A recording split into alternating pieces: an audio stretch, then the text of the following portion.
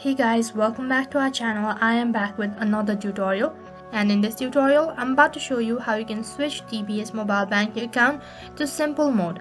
So I'll be guiding you throughout this video. All you have to do is make sure to watch this video till the end and follow the instruction as guided. So first of all, you'll have to log in into your account. So you can either use a touch, face ID or Digibank user ID and PIN, and then you can log in into your account. After you're logged into your account, next you'll be directed to the home page. Under home, you'll have to tap on quick links in the top left corner of your screen. Next, you'll be directed to personalize your app. So what you have to do is you'll have to select simple mode, which is in the top left corner of your screen. And you may also tap on customize to arrange the quick line services. So all you have to do is tap on hold to drag and rearrange the quick lines in your preferred orders. And once you're done arranging, all you have to do is you'll have to tap on the back button in the top left corner of your screen. So then on the last interface, tap on save in the top right corner of your screen in order to complete your personalization.